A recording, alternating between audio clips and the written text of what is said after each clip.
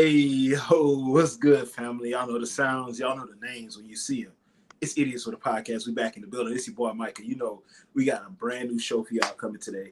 It's Sports Sunday, so we got to get into it. A lot that happened. A lot has happened in the last few days. So you know what? That's what we here for. That's what we here for. We finna chop it up. I got my brother in the building. What's good, bro? What's good?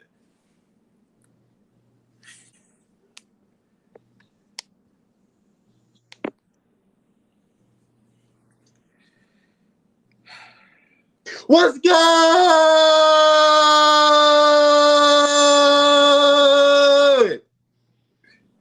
So wrong with you, dude? You already know what the vibes is, my boy. What's good? How we living, man, on this beautiful, beautiful Sunday? How we feeling, my guy? How we feeling? How we feeling? Talk to me. Talk to me. We feeling good, bro. You know what it is. You see the sound. You see the title of the show. If you haven't saw it just yet, Haven't seen it. just look at the title and you'll see I'm feeling good. That's all you gotta do.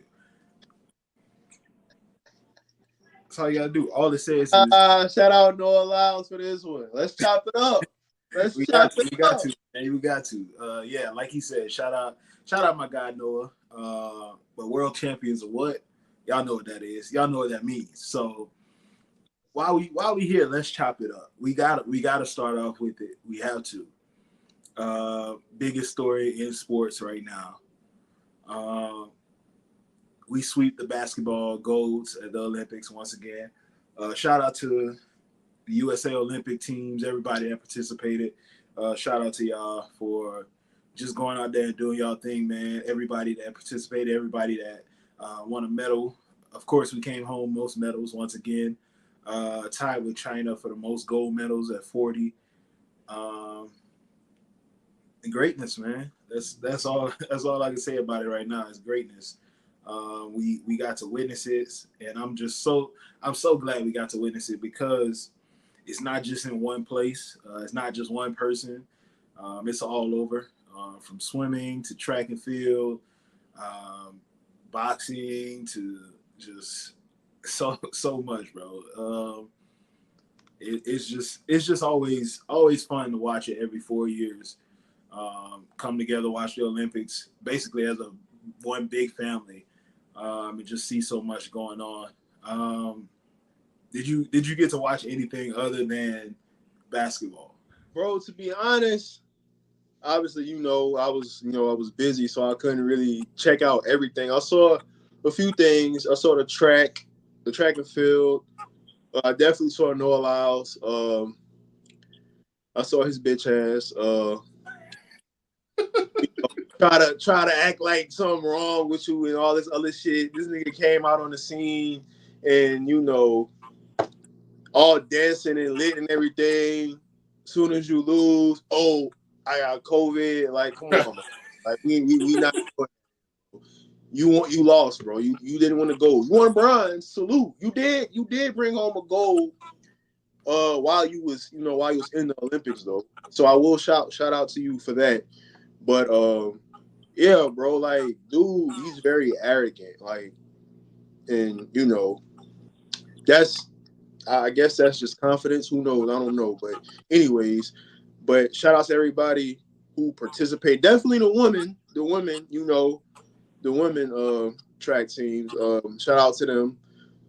Shout out to every athlete, period, not just US that was out there performing, but specifically the US, because that's where we live. But like you said, man, you pretty much said a few of the things that I wanted to say, but yeah, man, that no allow shit, that shit kind of rough. Wait, pause. But I was just like, dog, like that shit funny, bro. Like that's just like a nigga. Like it's kind of like you've been talking all this shit. Just example, you've been talking all this shit, and soon as you fight somebody, you get your ass beat.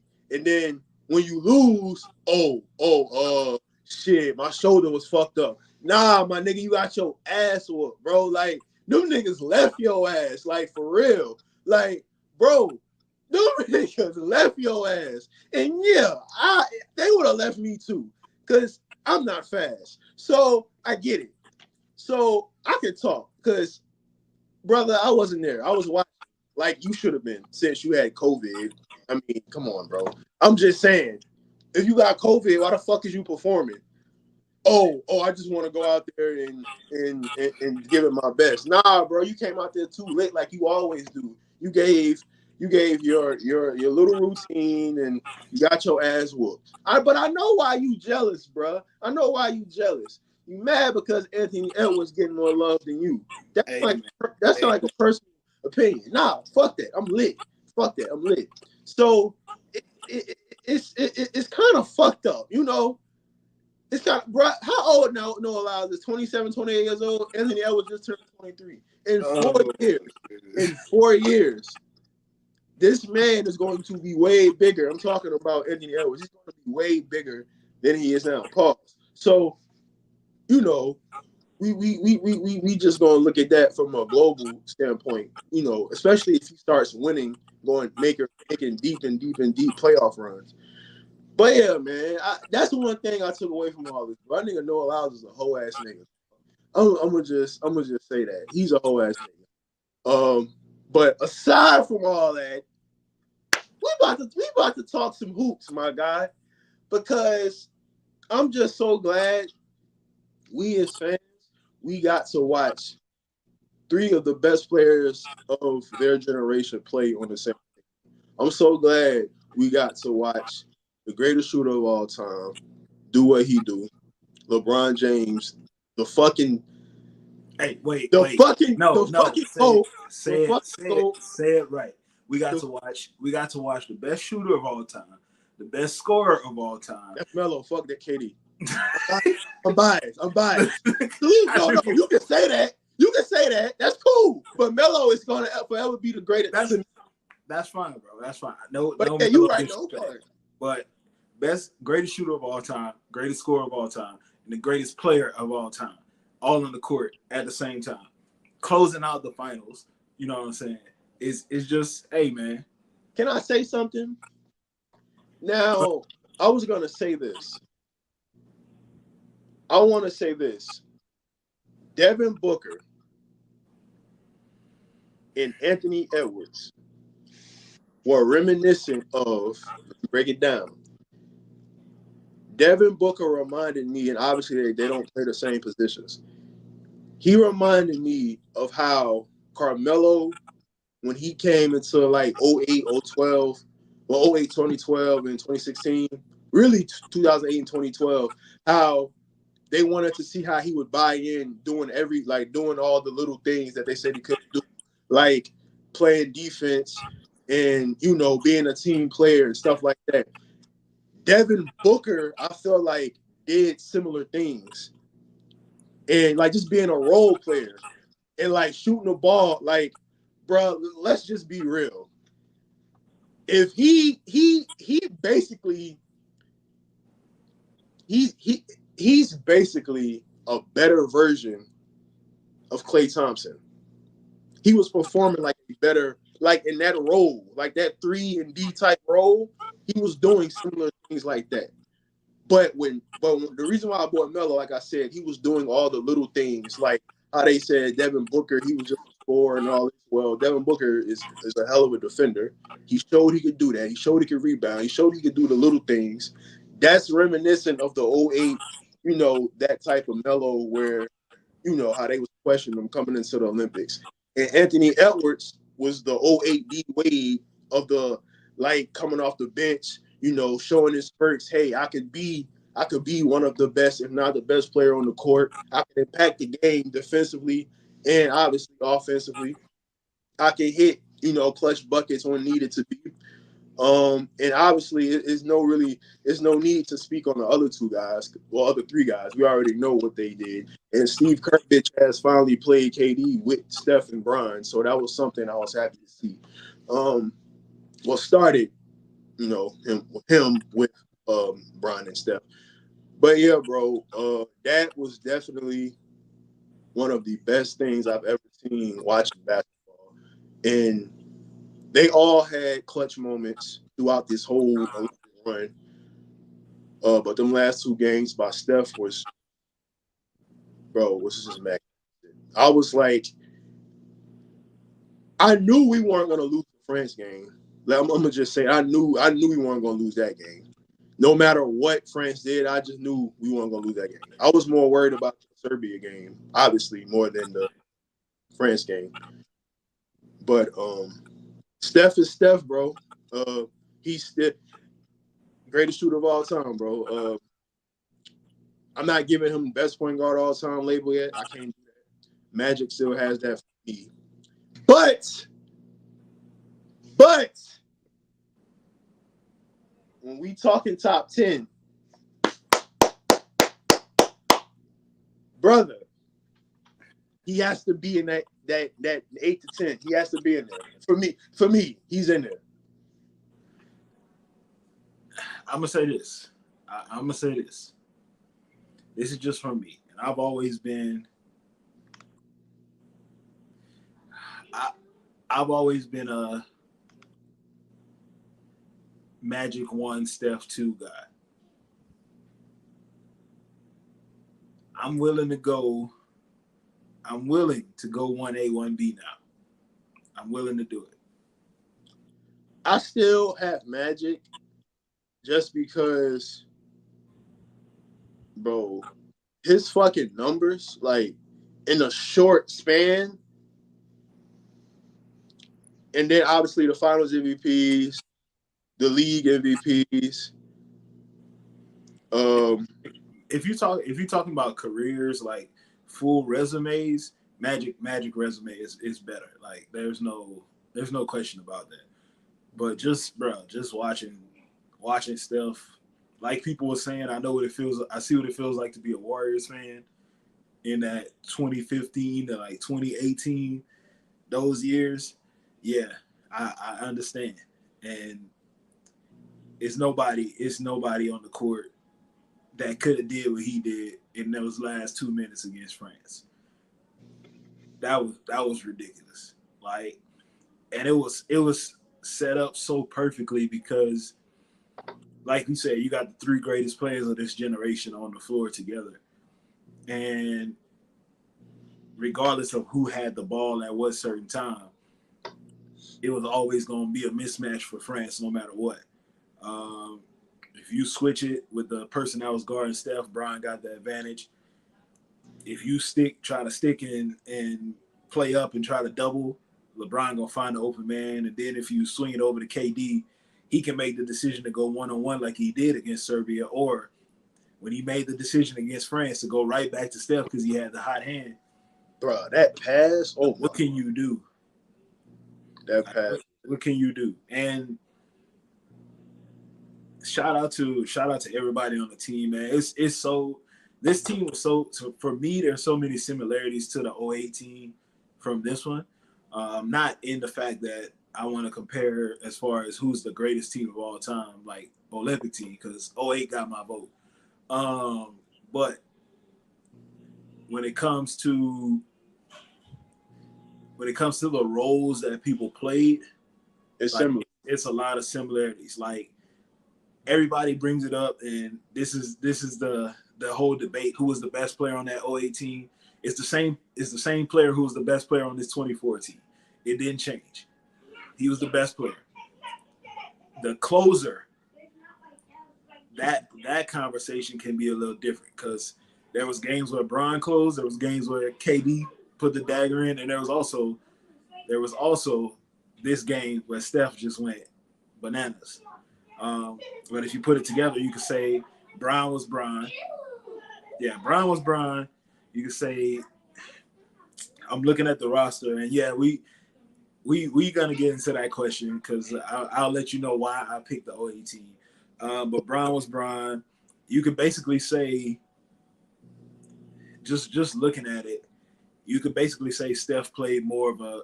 It's not he didn't play Kobe's role, but when it came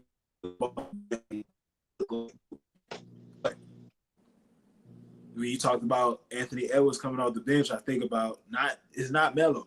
I thought about Darren Williams. That's what I thought about because like D Will, he wasn't really in that. He wasn't the facilitator as much for that team because he didn't have to. You got a team with Kobe, Bron, Chris Paul on it. You're not gonna have to be the main facilitator. But he came off the bench. He shot 38% from three. So basically, you could basically say Ant played the role of him.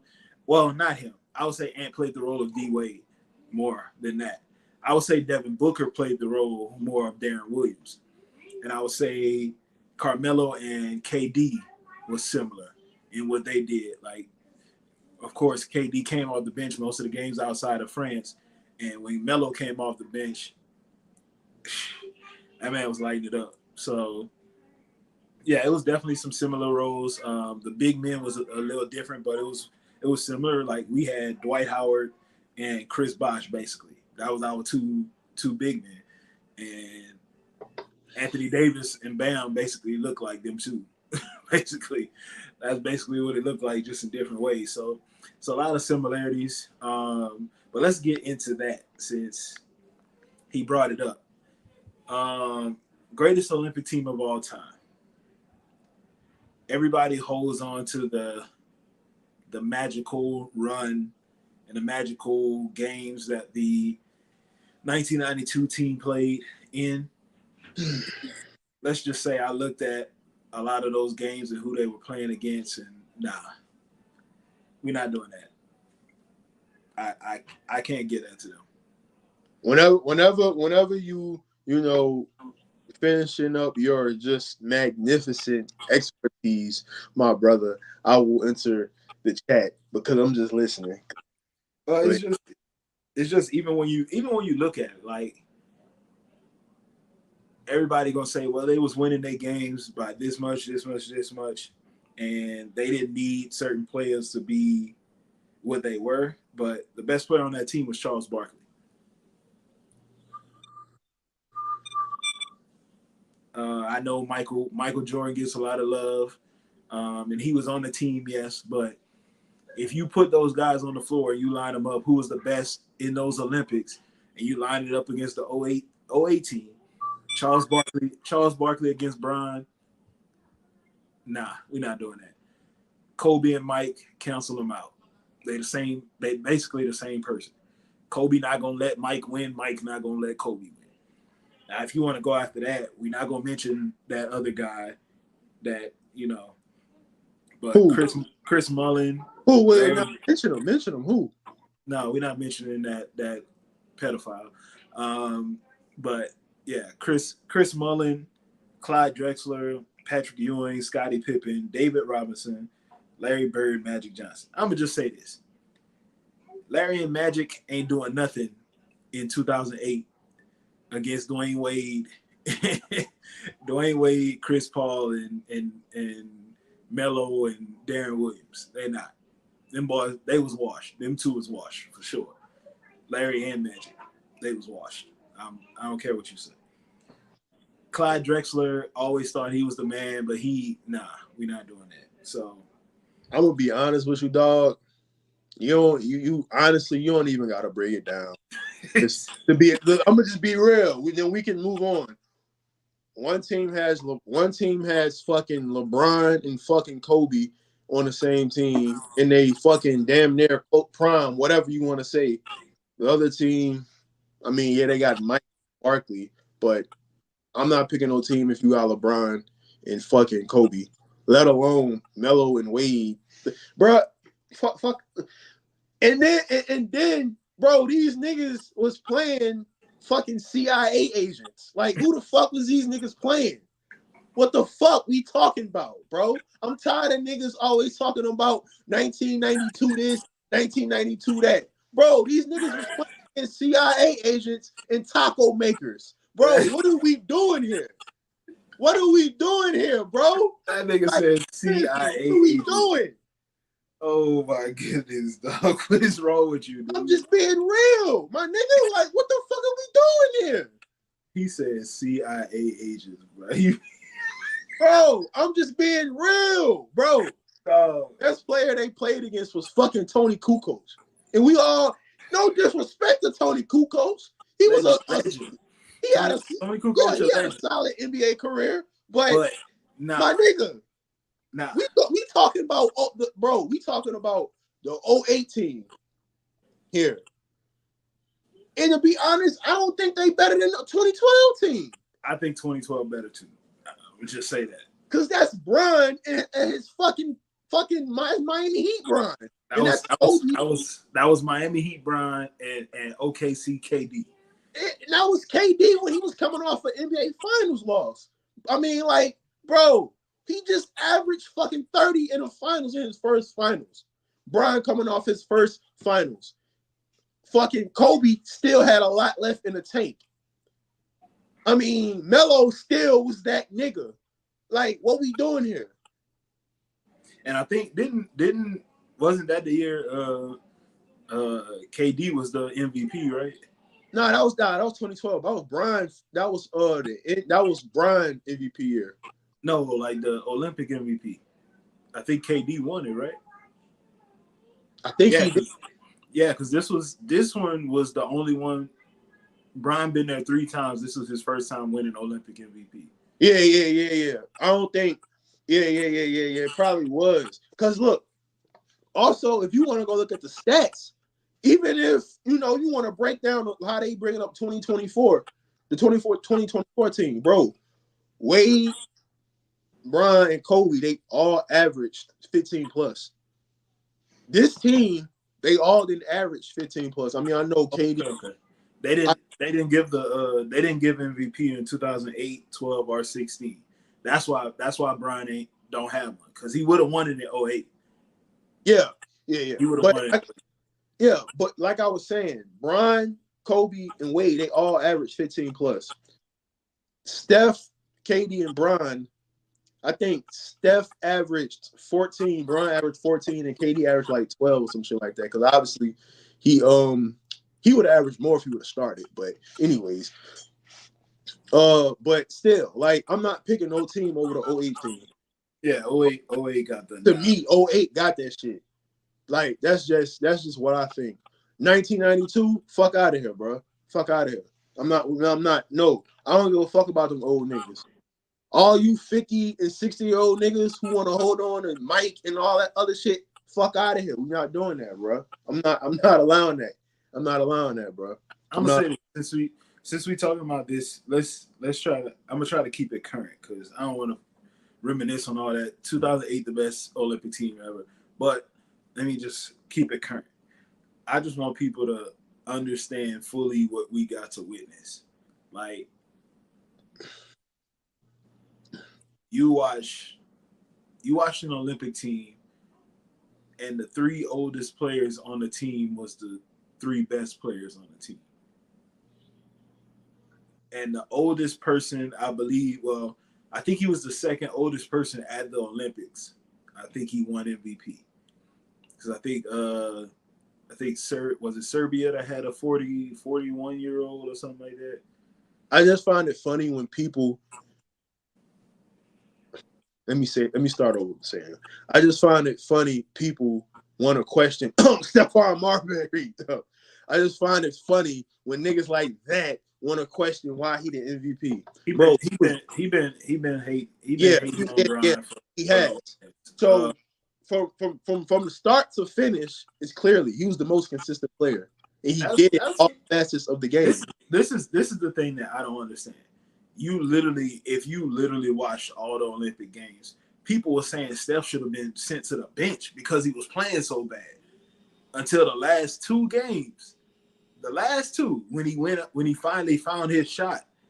But the first 4 games, they was like, get this brother out of here, dog. We gonna lose games because of him.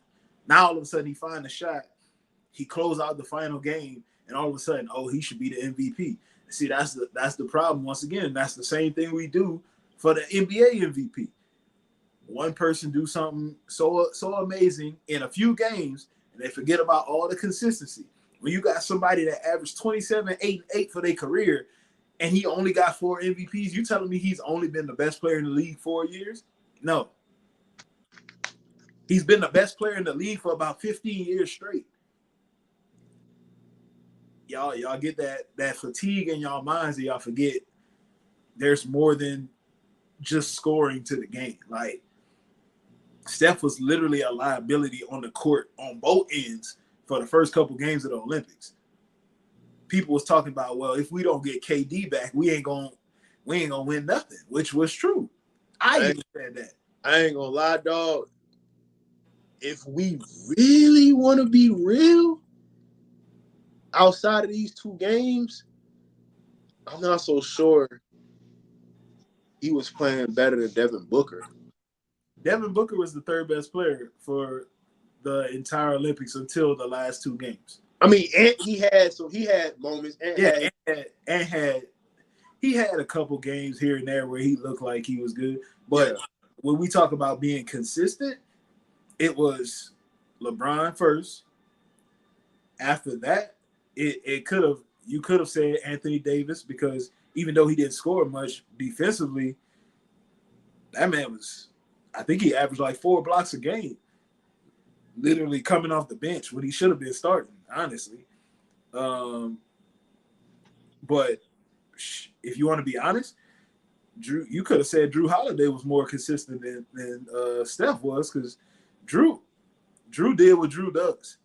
Bro, literally.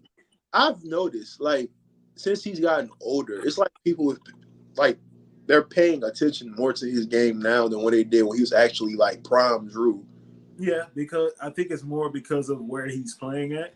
And the crazy thing is, he played in New Orleans with Anthony Davis when they made it to the playoffs, and people still didn't give him the love that he deserved. Bro, he was locking Dame and fucking McCollum the fuck up and dropping buckets. The crazy thing is, and even before that, when he was in Philly, yeah, he was young Drew. Yeah. He was more of a scorer than he was a defender, but his defense didn't go nowhere. Yeah, his defense just got better. His offensive game, of course, we knew he could get into the paint and everything, but the outside shot finally got there, and he's been consistent since then. But yeah, they just finally started showing him the love he deserved when he got to Milwaukee. That's when they started noticing, because he was on a team that was competing for championships now. All of a sudden, oh, he's a key member now. Oh, why did Milwaukee get rid of him? Why they let him go to Boston? He go to Boston and win a championship. The man does all the things you need a championship level guard to do. If you need him to score, he can score. No, he's not going to go out there and give you 25 a night, but he can give you 15 to 18 if you need it. He going to go out there, he going to play tough defense no matter who it is. This man was literally out there in a playoff series trying to guard like people that's not even in his in his weight class, basically. Like when they used to play games against whatever team LeBron was on at the time, and he would guard LeBron. Why? Drew Holiday is like 6'2", 6'3" at best. Yeah, he's a tough dude, but come on now. When they used to play the Pelicans, Drew Holiday guarding LeBron James. Why? What are we doing here? But he ain't complain. He ain't make no excuses. He would just go out there and do his job. Now people love him. It's like, oh yeah, Drew Holiday, he the glue of all these teams and everything. He been the glue. Y'all just noticing that. So, but yeah, as far as Devin Booker goes, we don't win that gold medal without Devin Booker. I don't care what people say. If you swapped out Devin Booker and Jason Tatum, we don't win a gold medal. We don't. I'm sorry. I watch, and for everybody that's upset, all y'all Boston Celtics fans, if y'all watching this, I don't care. If Jason Tatum got the minutes that Devin Booker got, we don't win a gold medal. And I'm glad that Steve Kerr put him on the bench, because for the last 4 months, basically, Jason Tatum's jump shot has been broken. He ain't been shooting the ball well. At one point in the Olympics, he was 0 for 14 on jump shots. He was not shooting the ball well. He would get to the rim, he can't finish, and he plays like a light skin when he gets in the paint sometimes. It happens. That's what he does. And like I said, as great as Jason Tatum is, as great as he can be, to me, he's always going to be the second best player on this team. And I'm sticking to that. There's moments where he looks like he could be the best, but if you had the mentality of the other teammate, I would look at you differently. You just don't. And honestly, when we look at the Olympics, is just who is he taking minutes from? There was nobody out there that was such a detriment that if he played, it would have been different. If you want to say Derek White, that's fine. Derek White in the first couple games, he was one of the best players on the court for us. The last couple he struggled, but the first couple games we needed Derek White. So I don't want to hear that, man. All that criticism of Steve Kerr. While I don't think he a great coach, him not playing Jason Tatum is not gonna make me upset. Because why would I be upset about that? Let him come back in 2028. Hopefully he's a better player and he makes a difference. But I'm gonna just say this: in 2028, he ain't gonna be the focal point of the team either. So y'all gonna be crying then. So,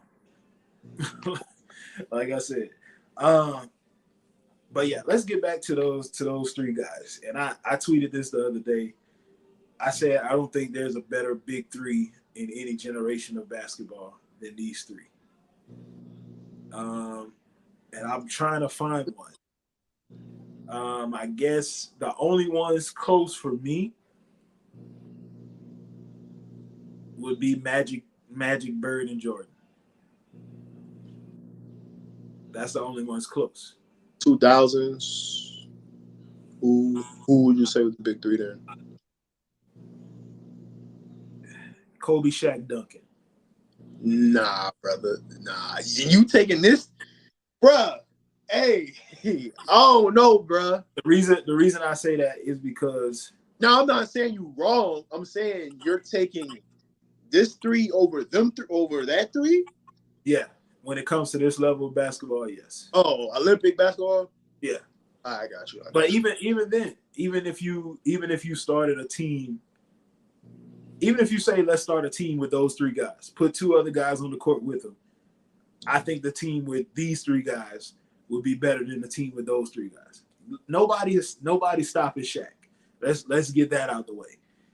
You ain't stopping Shaq. He ain't gonna be, bro, defensively. Oh my God. Woo! Yeah, you ain't stopping Shaq. Let's get that out the way. We know that. I'm just but I have no issues with you saying Dwight Howard can challenge him. I'm not gonna say he ain't stopping him, but hey, all I'm gonna say is I saw a 19-year-old Andrew Bynum posterize Shaq. Man, come on, bro. Come on, bro. That was Miami Heat Shaq. Come on. Hey man. I'm just saying. No, being serious. I think Tim Duncan and Shaq is, if you put them on the same front line, that's the most dominant front line ever. The problem is you gotta have who's matching up with others, because I could say let's put Brian at the point guard. What you gonna do? But it goes both ways though. But that's the thing. If I put Brian at the point guard, we got to find somebody for Steph to guard. Who else you putting with them? So are you gonna say put Allen Iverson in that lineup against Steph? Are you putting Allen Iverson as pick the 5 best players from that generation, and I'll pick the 5 best from this one? Is Allen Iverson in that lineup? We're gonna come back to Allen Iverson because I saw something that I need to address with him too. The 5 best players in the 2000s. Yeah, you 3. You would need 2 more around them. So who is the best small forward in the 2000s? I mean, you got KG's was one of the 5 best players in the 2000s. He was, but he plays the same position as Tim Duncan. That's what I'm saying. So but if you go with that lineup, which if you want to put that lineup out there, that's fine. But just say this. No, young KG was stepping out at the 3 and playing, defensively. He was, but at the same time, are you putting that lineup on the floor? Not doing that. No. But, Exactly. so who I'm trying to figure out who was the best small forward in the You take a small forward and you take a point guard. point guard. Give me J Kidd. Okay. Jason Kidd is nice. I'm gonna just say this. I don't think he gonna run around the court with Steph. But I don't know, bro. J Kidd's one of the best defensive no, point. J Kidd one of the best defensive. Yeah, he definitely He one of the probably best. won't. That's the thing. Running around with Steph, bro, your cardio, you gotta be in shape. You know, yeah, it's a little different. Yeah, it's a little different, but it goes both ways though. Because Kidd get the rebound, he one of the best rebounding guards ever. He get the rebound, he going. Yeah, of course. So who's the best small forward though? That's what I'm trying to figure out. Let me see.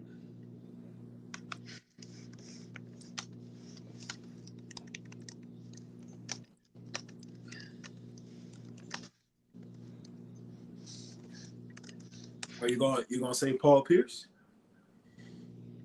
I mean, I would say, but you got Bron. I would say Bron, but you got Bron already. You can't include Bron because he on the other got team. Bron. It got to be Paul Pierce. Fuck no, fuck that nigga. Who else is gonna be, bro? Melo, nigga. What you talking about? You can't take Melo because he technically still with this generation. I go T-Mac. T-Mac. So you going J Kidd, Kobe, T-Mac, Duncan, Shaq. But T-Mac was kind of like a 2 and 3. So yeah, they can all play interchangeable. I'm not, as much as I love that team, I'm not doing it. Bruh, I don't think bruh. That's just mine. You feel me? I'd go them 5. But KG, obviously, if we just best 5 and not by position, and we just saying best 5. If you do best 5, then that's a little different. Yeah, we on best 5. But if you say best 5, then this generation lineup changes too, because it's gonna be Bron, Steph, Melo, KD, and who else get that last position? That's tough, bro. For the 2010s? Yeah, who get that last spot?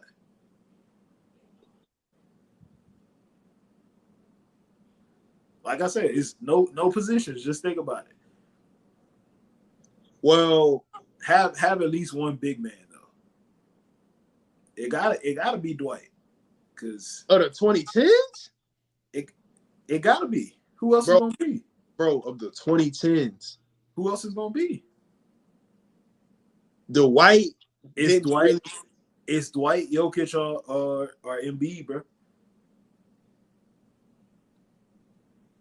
Nah, I wouldn't go. I can't go Dwight because Dwight was more like I feel like the best version of him was like late 2000s. More so like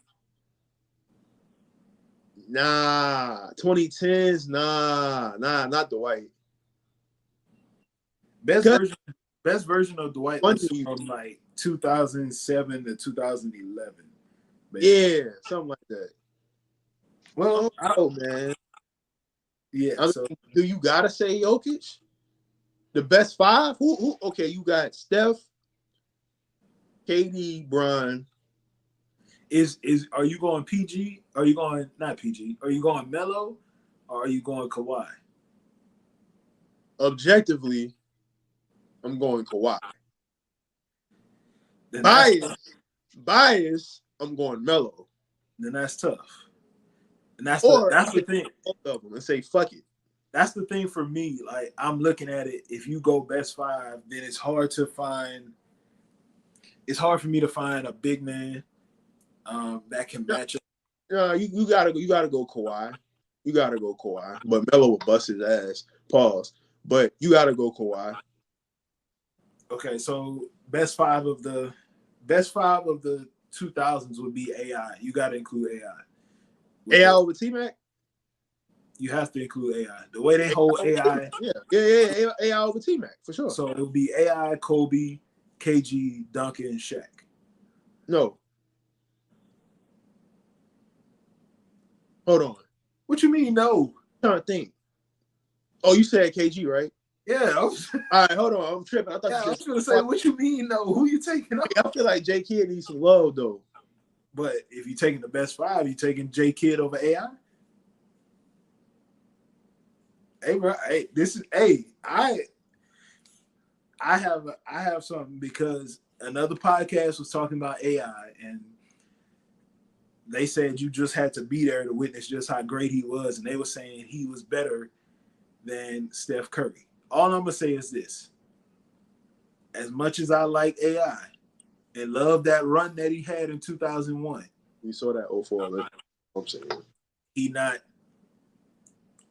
No, not Now, no. wait. So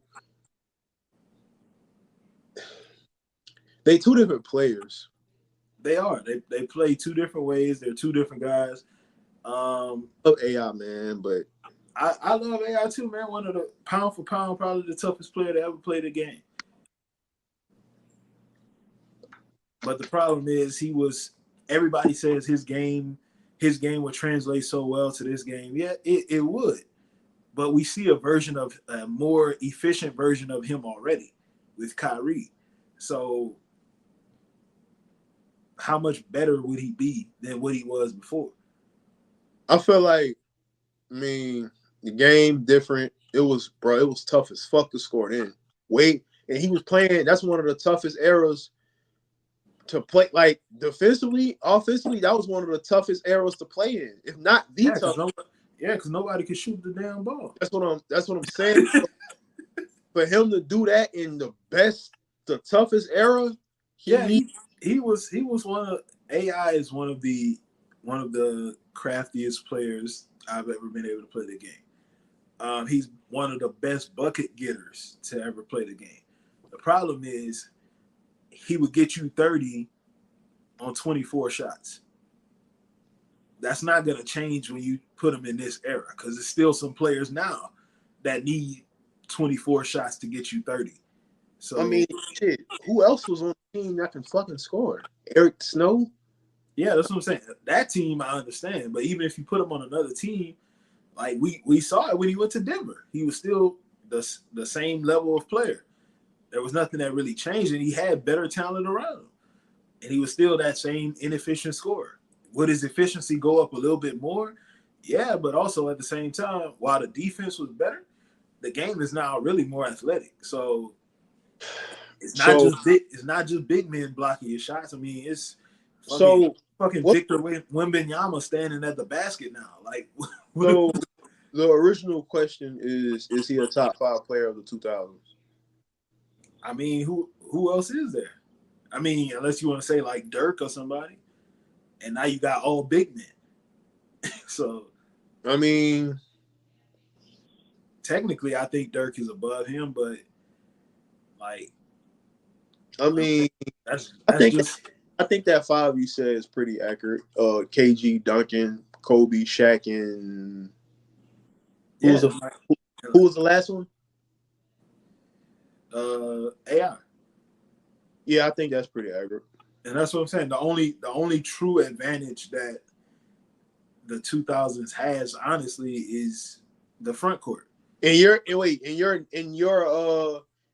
counting. Wait, why is Brian not in there? Because he on the other team. So I took him out. Oh, so you not counting him because you? Okay, I got you. Yeah, if I do Brian and Brian, then. But no, we just saying the best 5. So you're saying the best 5 versus the best 5. This is what I'm saying. If you put Brian in the other one, you have to put Kobe in this one. Because Kobe played some of his career with these guys. So wait, hold on, wait. Because I ain't gonna lie, I'm confused for what. So are you saying the best 5 players of the 2000s? At first, I said the best 3 players of this generation against any other 3 from any other generation. Okay. I put Kobe and Shaq and KG all in one, and then I Okay. put Durant, Bron. Even though Bron started in 03, he's still playing, so I still consider. I got you. This one. I got you. So, but like I said, even if you switch them, because if you say, let's say Bron, you say Bron played in 2003, he can go with the other generation. He can of the 2000s, because 7 years of his career was 2000s. But at the same time, I could also say Kobe gonna go with the 2010s, because 6 years of his career was in the 2010s, and he got 2 championships in this generation, or one basically, however you want to put it. So yeah, that's why I tried to separate them. So I didn't want to put Brian on both teams and Kobe on both teams, so that's gonna cancel out. So yeah, that's why I did it that way. But the other team, you said AI, Kobe, KG, Duncan, Shaq. Yeah, I think the only true advantage for the 2000s team is in the paint, because this generation ain't got nobody that's gonna hold Shaq to anything. Yeah, Shaq the most dominant player ever, so there's nothing for them to do with that. The problem is the shooting is just gonna be crazy on this side. I don't know, bro. That's tougher than I think. It's tougher than you think. And also the best player on the floor still plays in this generation. So especially if you take the best version of all of these guys, yeah, the best player is Bron. Like, that's not the best player is Bron, but the next 2 or 3. I would say the next 3 would be in the 2000s. That's what I'm saying. But the problem is, after those 3, then you switch it back to this side. So that's what I'm saying. Like, it would go Bron. To me, it would go Bron, Shaq, Duncan, Kobe. Then you switch back. Curry. Now this is where it comes in. KG or KD.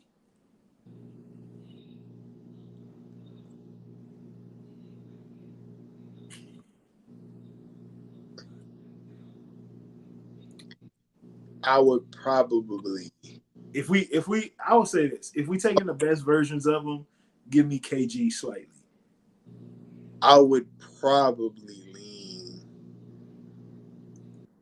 Damn. That's the thing. It's tough, bro. It's tougher than you think. He better than KD. Whoa. We talking about Minnesota KG. We ain't talking about Boston. I mean, best versions of all these players. Bruh, let's just say that nigga was the defensive. KG was. Yes, KG. That's why I said. That's why I said KG. I'll give KG the nod. I'll give him the nod. So if he's better than KD, then KG is a top 15 player of all time. I love KG. I like KG more than a lot of players. So what about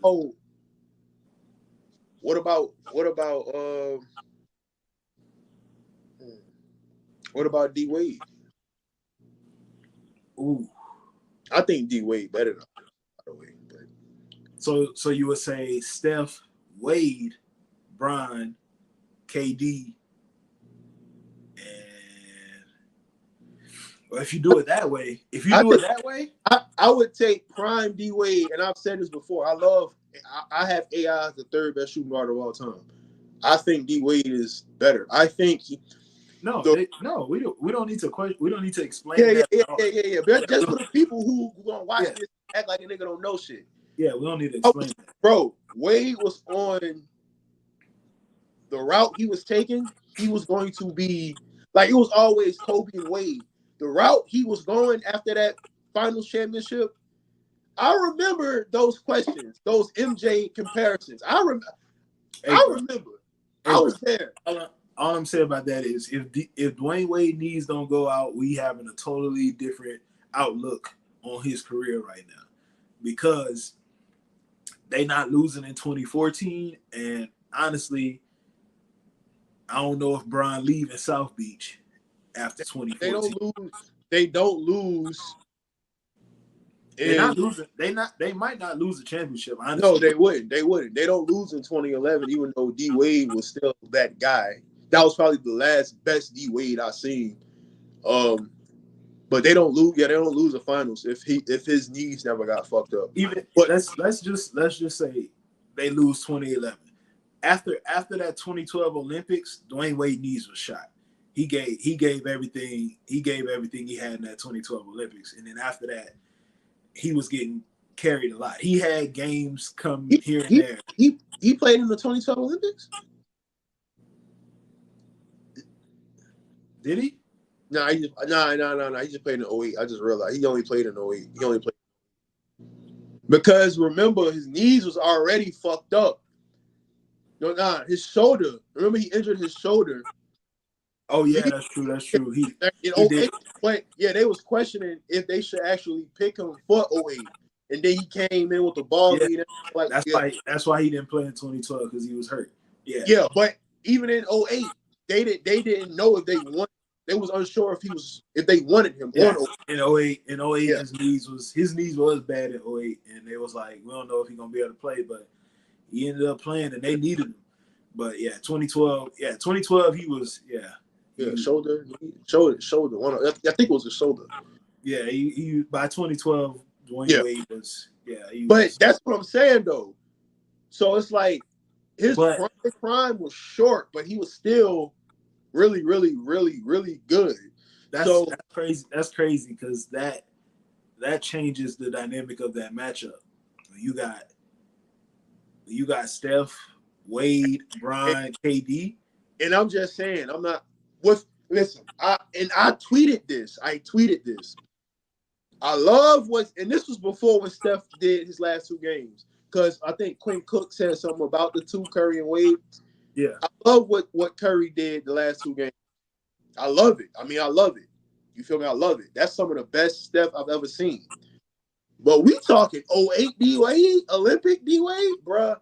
No, 08 Dwayne Wade.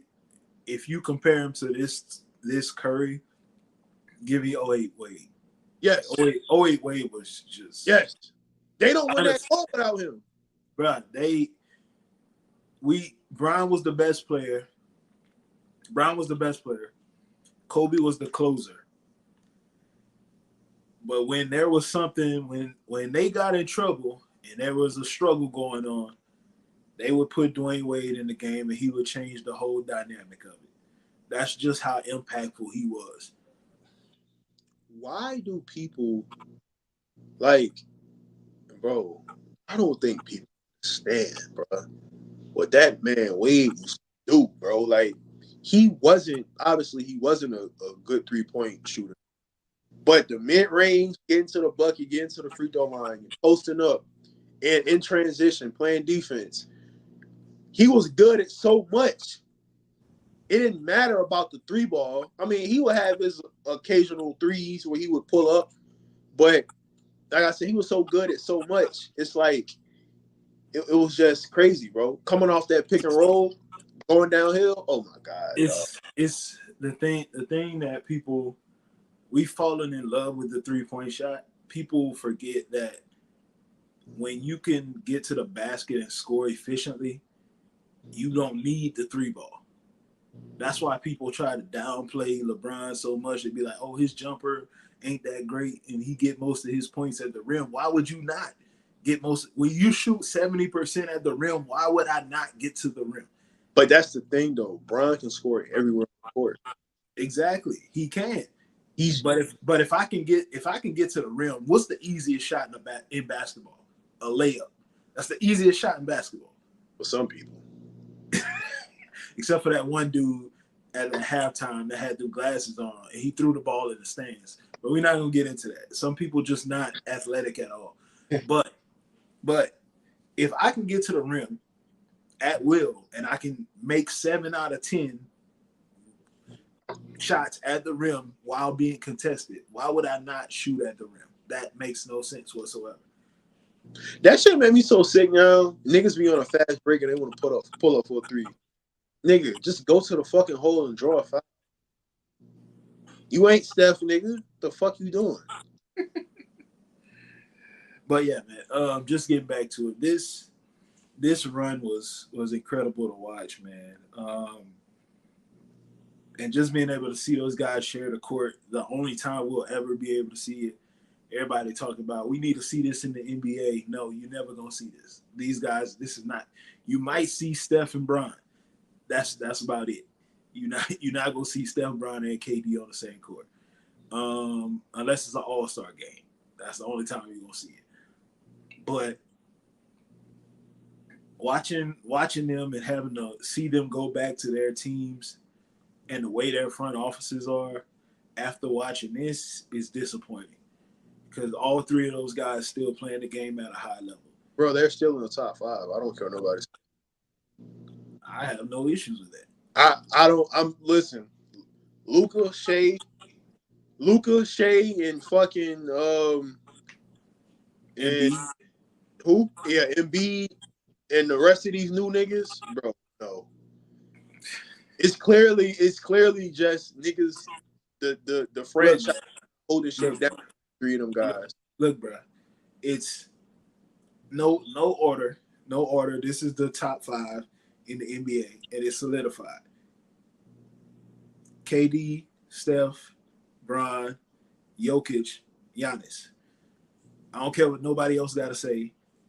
If you want your name to be in there, be better than those guys, and I don't think nobody else is better. Joel Embiid has moments, but you got to get past the second round to put your name in that conversation. Who that next 5? Next 5 can be Embiid, Luka. You can have your name in there. SGA can.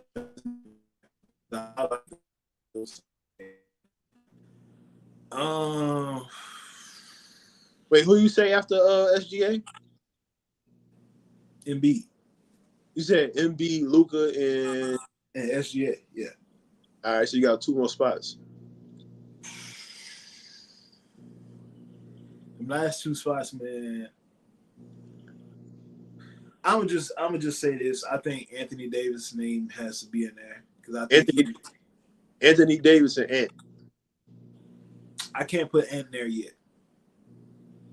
I got Anthony Davis and Ant. I'll leave Ant out when it comes to the NBA. I don't know. That's a good question, bro. It gotta be Ant. Because I don't really have nobody definitively that I want to put in there. It gotta be Ant.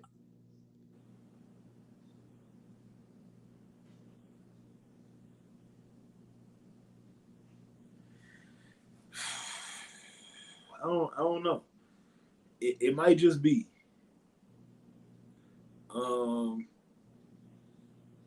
Yeah, that's.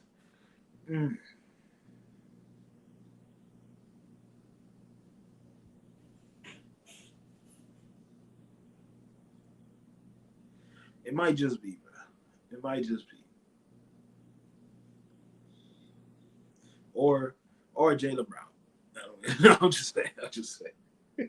That's my guy, though. That's my guy. Top 15. I'll give him a spot in the top 15. But I won't put him in the top 10.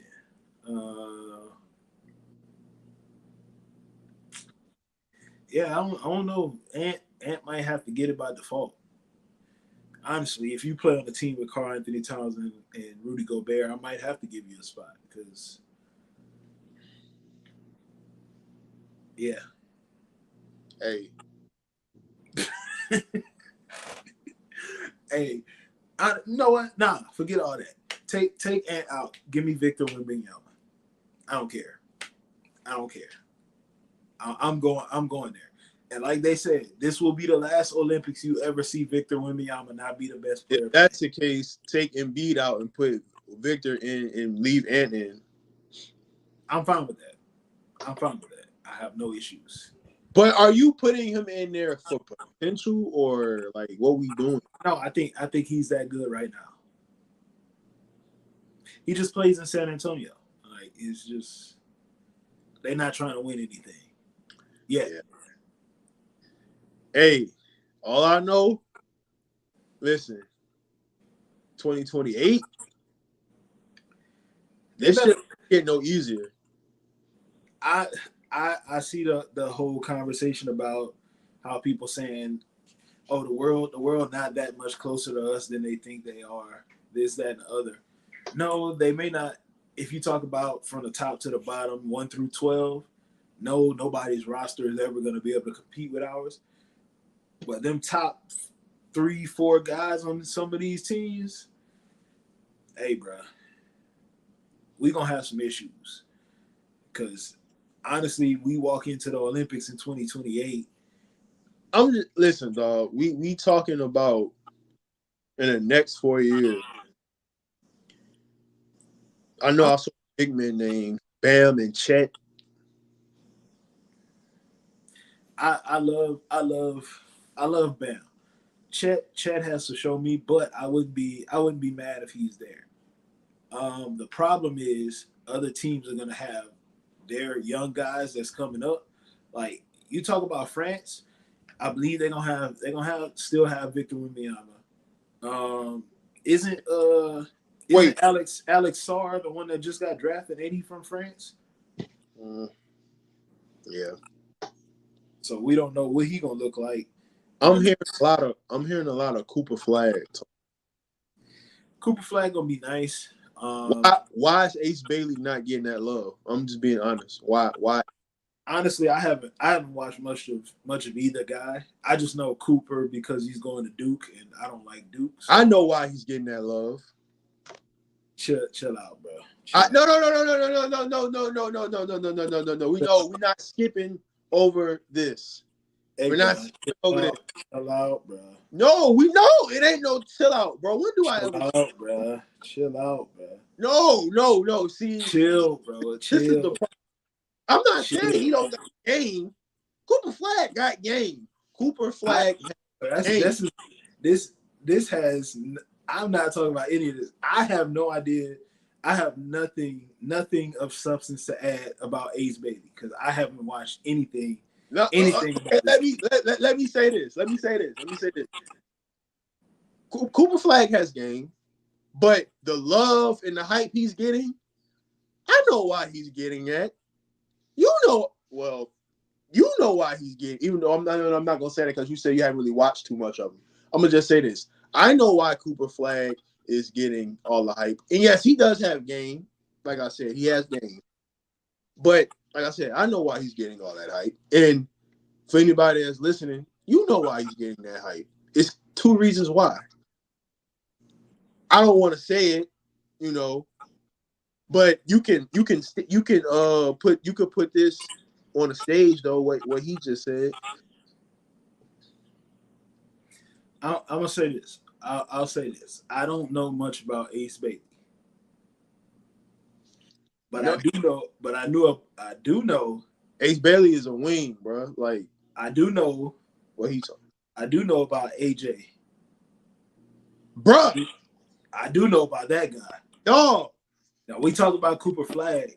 Listen, all 3. The crazy thing is, all 3 of these guys are basically playing the same positions. Bro, listen. That guy is a dog. Send him to the NBA now. Right now. I do know that guy. So now.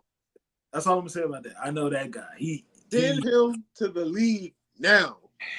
He one of them ones, bro. But seriously though, Ace is a fucking beast. Shout out to Ace, man. He at Rutgers. Shout out to my to my people in Jersey, man. Rutgers finally getting some love. Shout out to Dylan Harper too, bro. Rutgers, man, they gonna make some noise, man. They gonna make some noise this year, man. They should. But yeah, I don't know much about Ace, but from what I'm hearing, he like that too. Bro, that's what I'm saying. Like, why? I really want to say it so bad, but I don't want people to. Bro, say it, bro. Just say it, bro. Because then people will be like, "Oh, you ain't been watching him. You don't think he got game?" I think he has game, but no, Cooper Flag has game. Yeah, he does. But if the roles were reversed, Cooper Flag is getting that same treatment that happened in 1992. he's getting that love. Cooper Flag is getting that love. Let's be honest about it. Cooper Flag is getting that same love, and it's going to lead Because to he is white and he goes to Duke. It's going to lead that exactly. What happened in 1992 with that Olympic team? Who was on that team? Who was on that 1992 team? And who should have been on that 1992 team? If he was on that team, then we would have a totally different discussion about the 1992 team. But he wasn't on that team. They took you know who. When of course that guy was better. We know that. Bro. But all I know is if Cooper Flag was going to Rutgers, he wouldn't be. That's all I know, bro. Like, let's be realistic here, bro. Let's be realistic here. I'm not saying he don't got game. Like I done said 1,000 times. Cooper Flag has game, but Duke, and on top of that, he's white. And no, you bitch ass niggas, I'm not racist. So I'm just being real, bro. That's the reason why. Like, we just being real. There's no way in hell niggas is acting like he that much better than Ace Bailey. I'm not allowing that, bro. And yes, nigga, I watch basketball, I watch hoops. He's not that much better. If he is. But, you know. But AJ a fucking dog, though. I'm just being real. That nigga's a fucking beast. Put him in the league right now. Put that nigga in the league right now. But we talking about the men a lot. Let's jump over real quick. Shout out to USA women, 8 straight gold medals. We knew they were gonna win, but it was hard. It was hard. What happened today was very interesting. I didn't even watch the whole game. I just caught some of it because I had some stuff to do. But I was like, damn, the game came on that early. I saw the last 4 minutes. I didn't watch the whole thing because I was playing a game. But that was very interesting. But the one thing I will say about the women, and I was supposed to tweet this earlier, but I got busy and I was like, I forgot about it. I'm gonna just say this, bro. Asia Wilson is creeping close to my top 5 women basketball players of all time. She only 28. That's, bruh. Crazy thing is, she just won this gold medal, just won MVP of the tournament.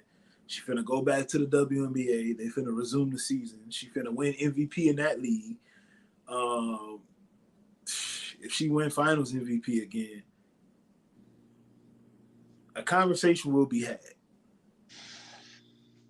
Because somebody gonna have to come out of that top 5.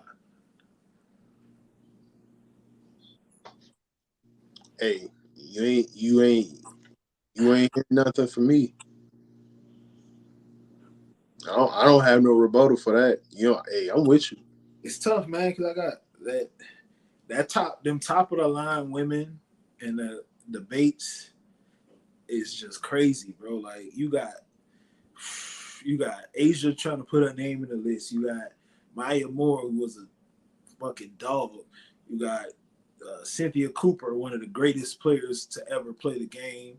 Cheryl Swoops, who already know what that was like. Shamik Holslaw, one of my favorites. Candace Parker, just ridiculous.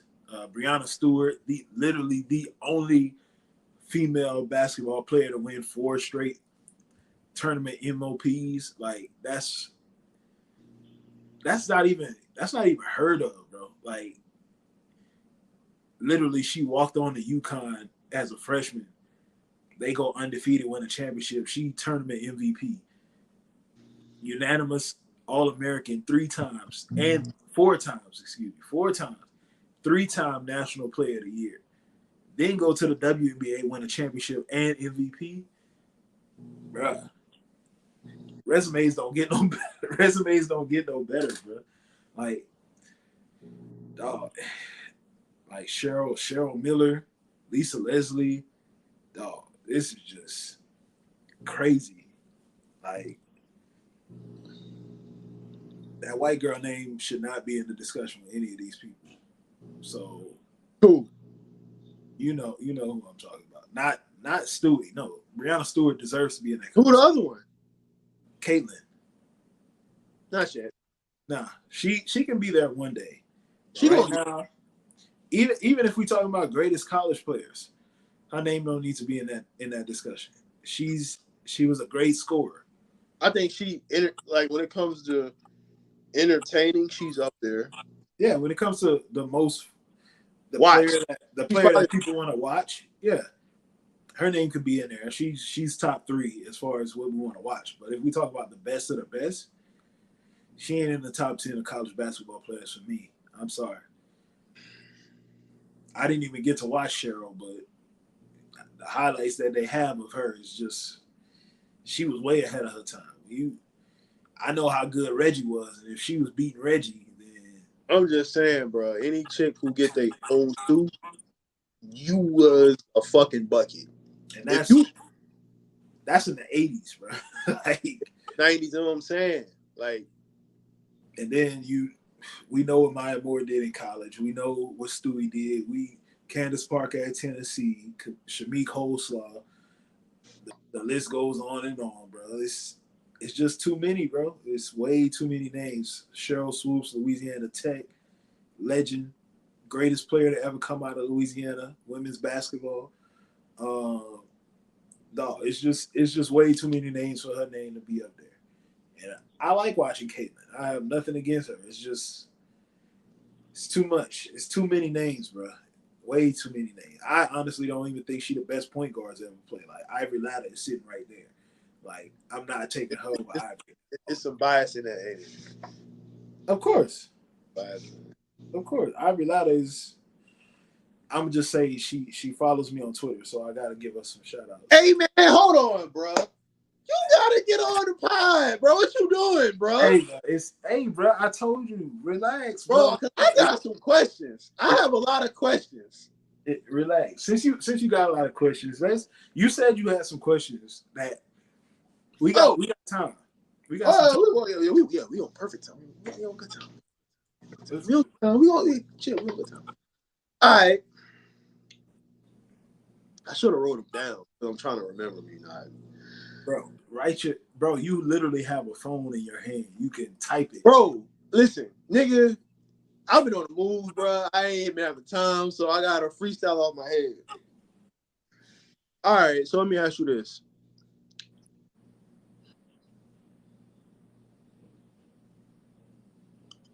Top five.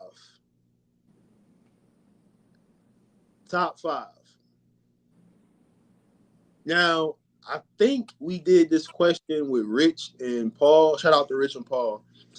I don't think you did. You give me your top 5 college basketball players? Yeah, you did. And who were they again? Because I don't remember. Well, we all did different lists because a lot of us was gonna say the same names. So I had a few different names in. So all right, wait. Give me your top 5 point guards. College. And no, nigga, you better not say no fucking Raymond Felton. I don't even know. I'm not saying no Raymond. I don't even think Raymond Felton the best North Carolina point guard ever. I know I was being funny. That's honestly best North Carolina point guard might be Ed Cota. That's a name. Hey. But I ain't a long time. But I'm gonna give it to Ty because Ty was my favorite. I still think the 2009 North Carolina team is top 3 ever. So that's just all right. So you got Ty Lawson, top. So are you including the top 5 point guards you ever seen, college wise?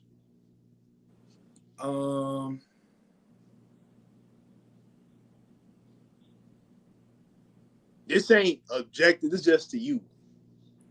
For me, that I've seen, Ty gonna be in there. Kimba gonna be in there.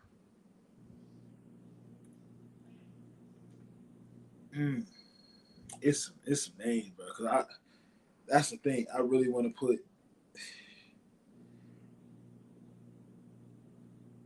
Ooh, should I put D Rose in there? Cause man,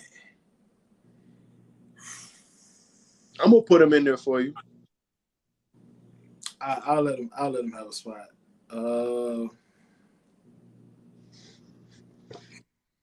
That's 3.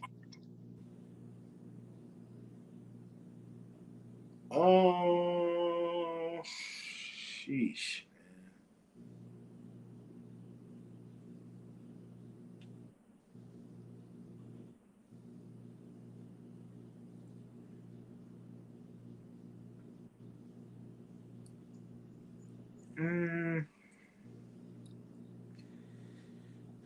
Jason Williams. Best point guard I ever seen right there. College wise. College wise. Jay Will got to be in there. Best point guard I ever seen college wise.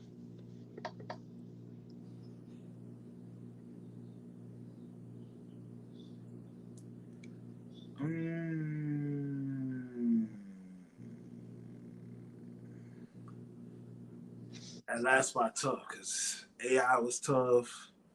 Scotty Reynolds was tough. Yeah, it's some names in there. I can't remember his name that went to Kansas. Collins. Sharon Collins. Yeah, Sharon Collins was tough. John Wall was tough. Woohoo! Man.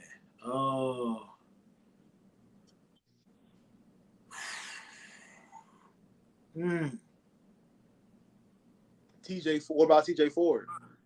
TJ Ford was a dog. I'm gonna just throw some names. Jameer Nelson. TJ Ford went to where? Texas? Texas. Yeah, he was a Texas. Jameer Nelson. Jameer Nelson was tough. D. Brown. Darren Williams. That whole Illinois squad was dog. Y'all beat them. Yes. Y'all beat them. Y'all beat them. Yeah, we had the fat point guard at the time. This guy, bro. You said don't say his name, so I could. This guy, bro. You could put his name in there. Guy's funny. Oh man, that's Shabazz Napier.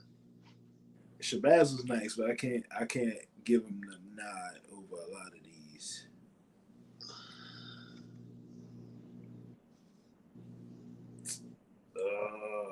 I might have to give it to John, bro. I might have to give it to Wall.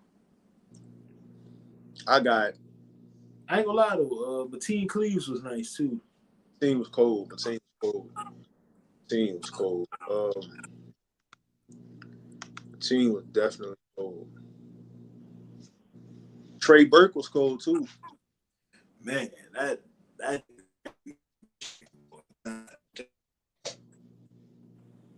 he almost won me some money too. Yeah, Trey Burke was cold. Hey, you know who was a cold ass? You know who was 2 cold ass point guards in college though, and we don't talk about them a lot, but I'll give them their props. Kirk Heinrich. I'll give him his props. In college, hey, Kirk was nice. I'll give him his props. Kirk was cold in college. But Gravis Vasquez. Oh yeah, Grievous. Yeah, Grievous. Yeah. That nigga used to get on my nerves. He was cold. I used to want to fight him so much. But speaking of Gravis though, this dude, he kind of a clown now, but that nigga Juan Dixon was nice. That guy was nice. Yeah, Juan cold. Juan was cold, bro. Wait, who was that when they made their run? Who was that? Kayla Lucas. Nah, for Louisville, Peyton Seaver. Peyton Seaver. I don't know why I said Kayla Lucas. He was just in my mind because he was a point guard, and Kayla Lucas was cold too. Oh yeah, definitely. But Caleb Seaver, that was. Oh yeah, Peyton Seaver was cold. Yeah, Peyton Seaver, yeah, that was nice. Ooh, that's a name right there. AC Law. AC Law, yeah, AC Law was cold too. AC was nice, bro. Law, He's AC Law nice. was cold. But AC yeah, Law. hey, Jameer, I'll give Jameer the last spot, bro. Jameer was a dog. That St. Dog. That St. Joseph's team. They got beat by Oklahoma State, I think. Yeah, That team was tough. him and Delonte West. Hey man, Hey, bro. they was tough. Them teams was cold, bro.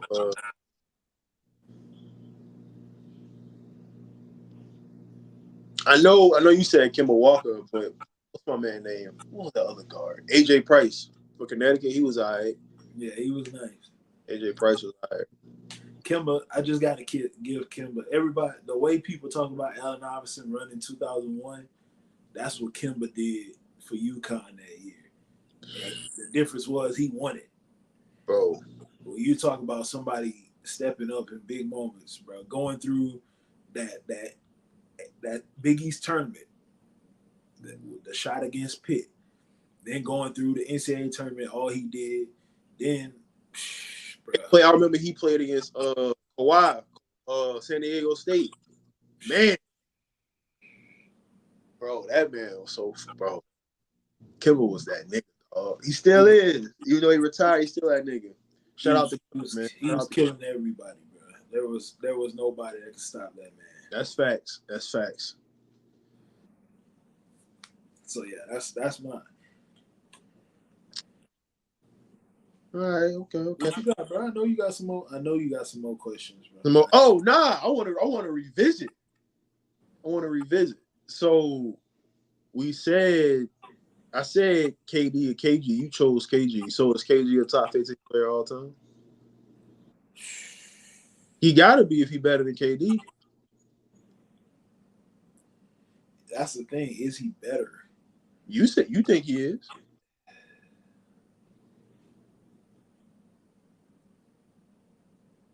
Oh man.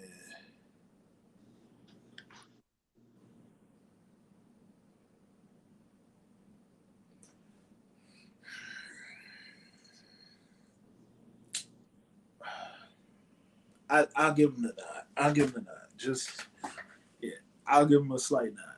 But I think KD is right there.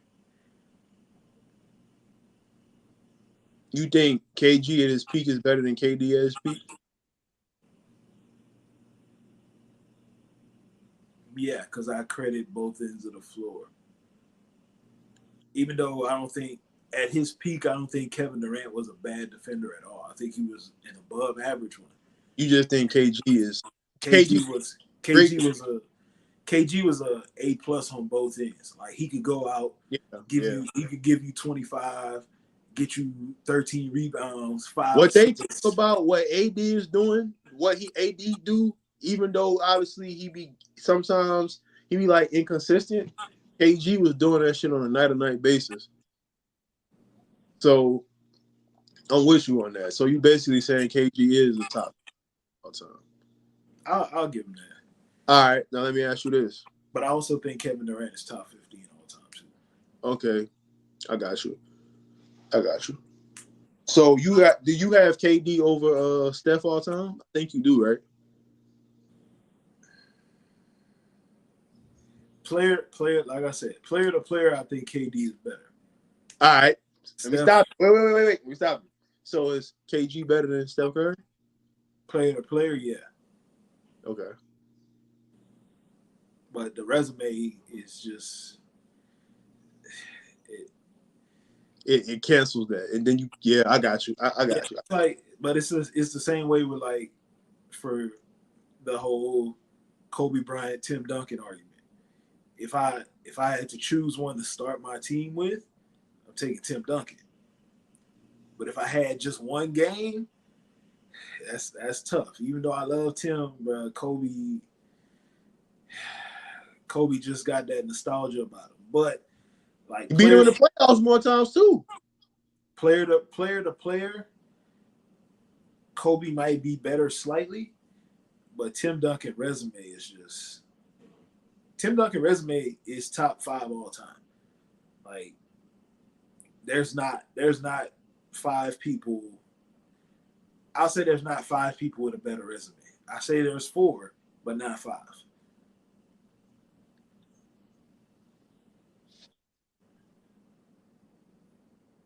All right.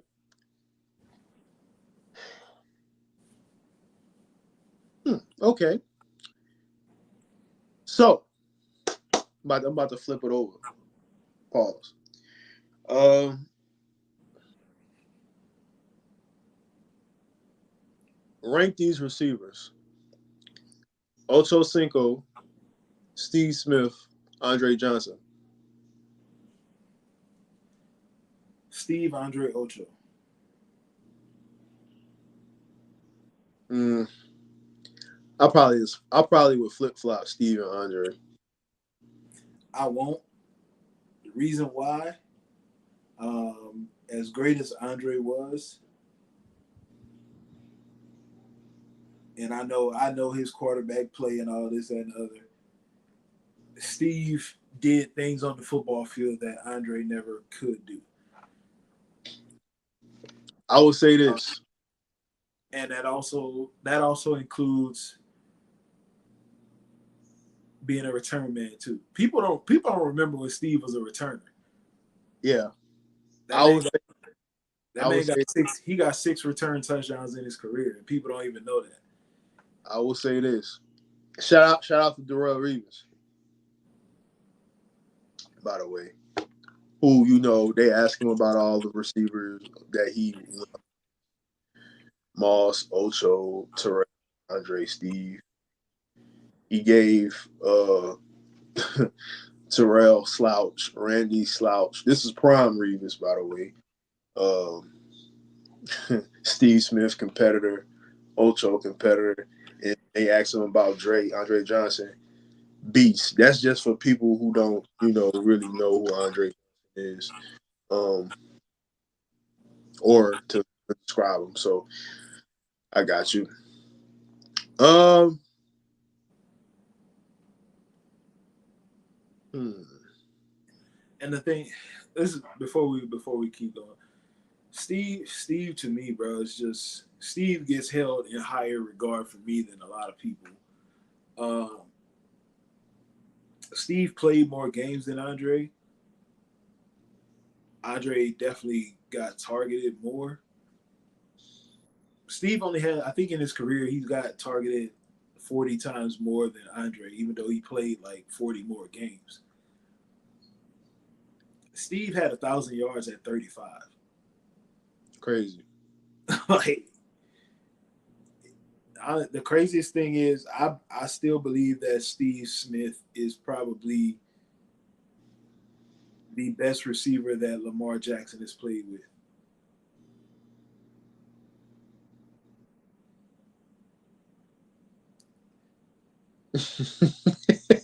Like I'm thinking about it. Like No, he dead ass is. Lamar been in the league, he's going on year 7, and Steve Smith was on the Ravens for what 3 years or 3-4 years or something like that. Yeah. And I'm looking at the players that he's thrown the ball to. His best receiver stats wise was Hollywood Brown. Yeah. But the best receiver that he's had, and I think Zay Flowers is going to be better than Hollywood ever could be. Um,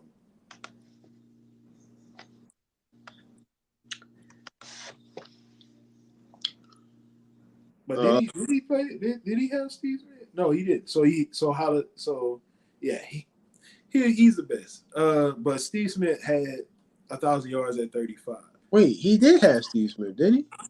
I don't think I'm looking at it. I think Steve wasn't there. I think Lamar got there the year after Steve left.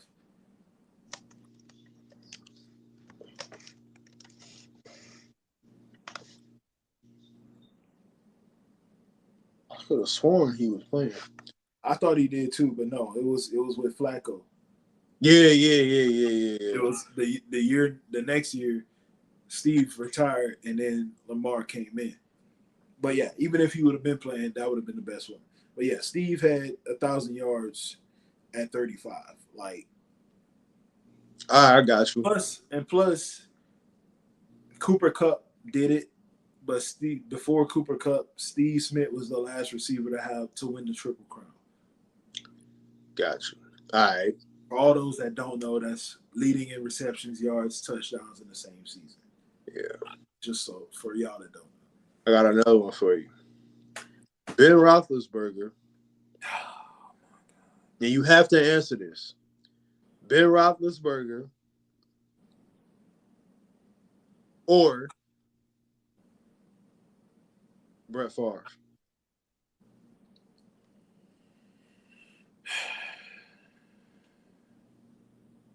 Give me Ben Roethlisberger because I don't rock with Brett Favre. I don't like that guy.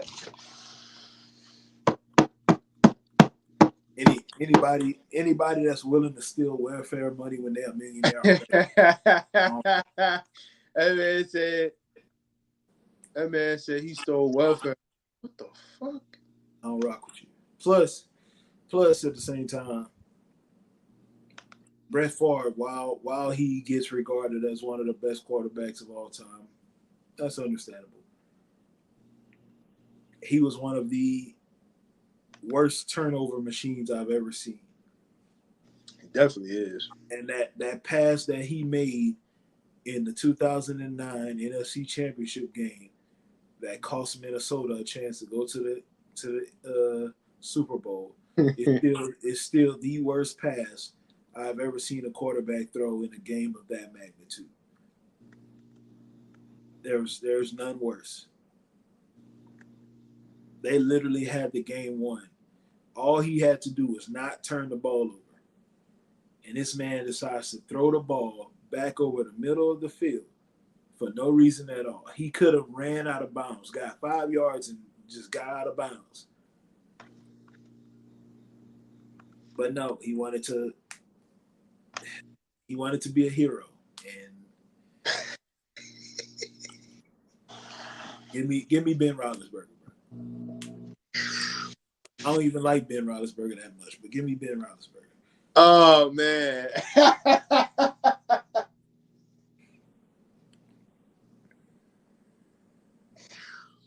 Woo, that's funny as hell, bro. Hold on, bro. Hold on. I gotta give me a minute, dog. Give me a minute. Oh man. Man, it says stealing welfare. Okay. Johnny Manziel. Bro, get out Or of here. Robert Griffin. Get out of here, bro. I'm serious. Bro, just answer the question. Bro, what the fuck you doing? Johnny Manziel gets held in high esteem because of that game that he had against Alabama. I'm not putting him above RG3. All right.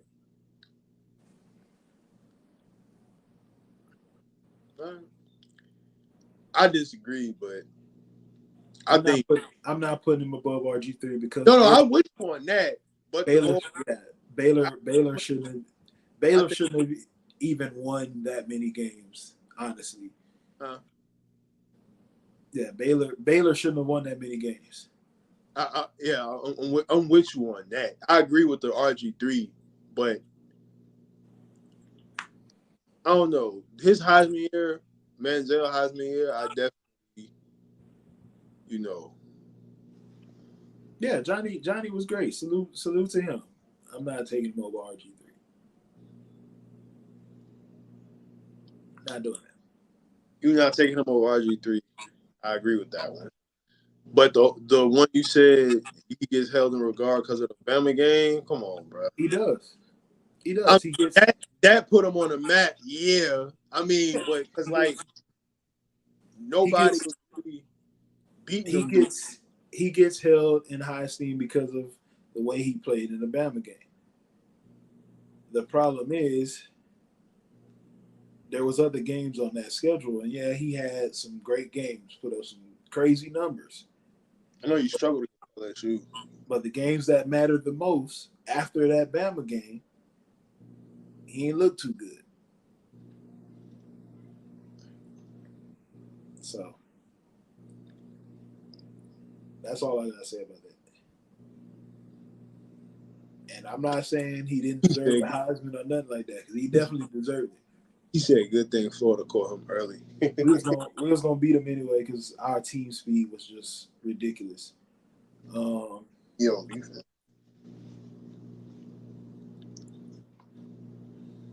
but it's his numbers. Like, yeah, that LSU game was nasty. His numbers wasn't honestly that crazy of numbers, honestly. Um, yeah, he was making plays, but it just wasn't. It wasn't like it was nothing we hadn't seen before. Yeah, the running around and doing all the backyard stuff, I understand. But as far as the stats go, we saw those stats before. Vince Young had done it. Tebow had done it. Like, we seen it already. Tebow was the first quarterback ever with a 30-20 year. 32 passing touchdowns, 23 rushing. We seen it before. Honestly, those numbers still ridiculous when you think about it. That's not normal. Honestly. Yeah. But hey, some people just not normal.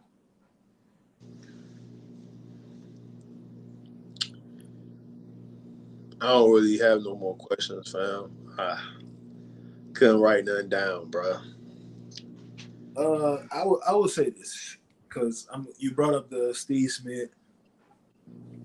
You brought up the Steve Smith, Andre Johnson, Ocho. I think I know where you got it from. One thing I'll say about that is for all you people out there, don't ever disrespect the legend that is Larry Fitzgerald again. Andre Johnson was great, but if you think Andre Johnson was a better receiver than Larry Fitzgerald, you are outside your mind. Larry Fitzgerald is better than all those guys I named.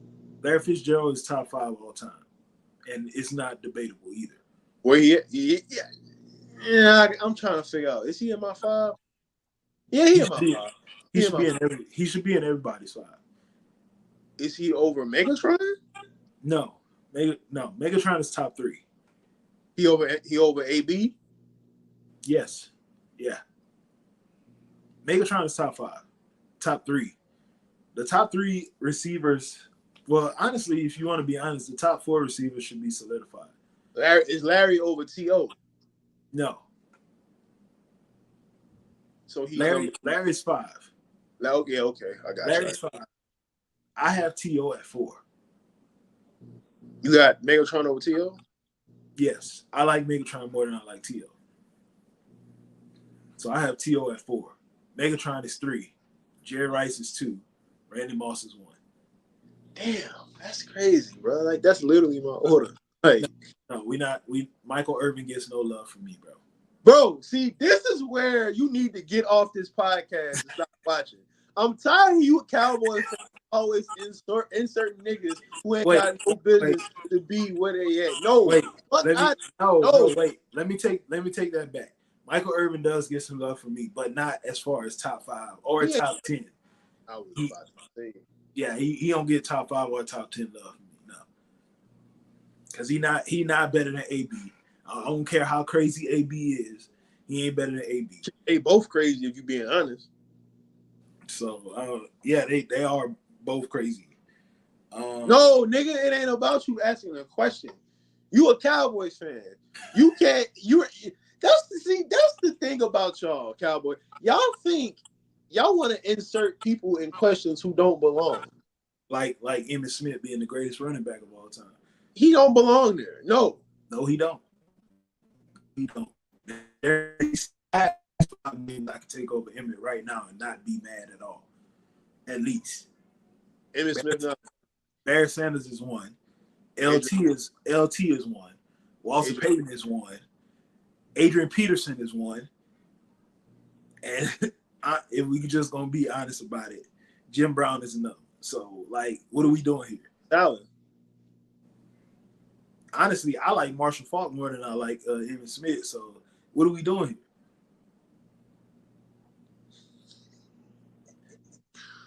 So my question to you is, since he brought up Michael Irvin, who you taking, Michael Irvin or Marvin Harrison? Marvin. Michael Irvin or Chris Carter? Chris Carter. Michael Irvin or Julio Jones? Julio. Damn it, he can't be in the top 10 then. Michael Irvin or Torrey Holt? I might go Mike. Against Torrey? Oh, no, I can't do that. I'm trying to think, bro. I don't know. Torrey Holt was cold, bro. I like Isaac Bruce. That was my guy. I think Isaac Bruce a dog, but I think he underrated. But Torrey and Michael Irvin, I got Torrey. Torrey is Honestly, Michael Irvin not even better than Sterling Sharp, so we can hit that. Probably, honestly, if he didn't have that injury, he probably would have been on some talent. Sterling Sharp was on his way to being top 5 ever. I was just about to say that. So, but yes, I did put Randy Moss at number 1, and I don't care about no fried chicken eating, glue on the gloves wearing Jerry Rice. I don't care about that. Randy Moss number 1. Y'all go on the field, try to guard. The only person I ever seen guard Randy Moss was Jason Sehorn, and that was because Randy Moss was a rookie. Go look up what Randy Moss did to the Dallas Cowboys on Thanksgiving Day, and then come back and talk to me. Wait, you said the only person to guard Randy Moss, like young Randy Moss? Yeah, the only one to shut him down really was Jason Sehorn, and that was only because the Giants got pressure on Dante Culpepper all game. But yeah, go look up what Randy Moss did on Thanksgiving Day to the Dallas Cowboys when he had 3 catches for 163 yards and 3 touchdowns. Then come back and talk to me. I was there, so I don't count. I was there, so I don't count. So yeah. Do I have a football question? That's crazy. We usually always have a show, and I always have the football questions. Hey, bro, if you got them all here, bro, I couldn't think of no questions because I was on the go. I couldn't. But I know this off the topic, but Music Wednesdays. Oh, I got some questions for sure.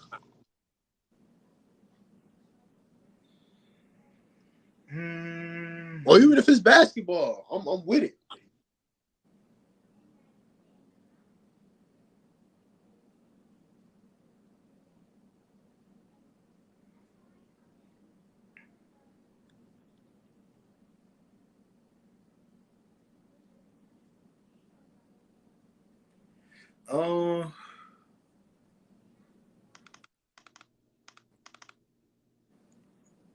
I don't have any, man. I don't really have anything else. It's been a good show, and I got shit to do. But before we close it out, shout out to one of the greatest scorers to ever play the game of basketball, Michael Beasley, going to the Big 3 championship game. And make sure y'all tune in, man. You're seeing one of the best to ever put the ball in the hoop. So make sure y'all tune in and watch that, man. Michael Beasley, the dog. Always has been, always will be. Shout out to my guy. Anything else, bro? Nah, man, I don't have nothing, man. I just want to say appreciate people for, watching, tuning in. Appreciate everybody for rocking with us. We just getting our feet wet, man. We trying to flood the market like 50 back in 02, like Wayne back in 02 to 05 to 05. We trying to flood the market like mixtape 50, like mixtape Wayne, man. We trying to do something like that. Wednesday we got 2 guests from the Audio Dope podcast, Music Wednesdays. Nick will be making his return. He was on our music episode, one of our Music Wednesdays episode, and his co-host Teddy, they will be on. So that's very, very, very interesting. Because I let me just say, I've checked out a couple of the shows, and hey, bro, I'm gonna have to go watch. So I just seen clips, but I'm gonna have to go watch. It's a cool show, but y'all make sure y'all tune in, bro. That's all. Yeah. Wednesday will be fun.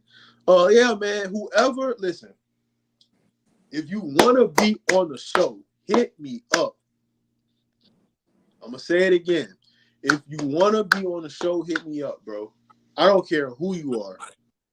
I don't care what type of fan you are. I don't care who your team.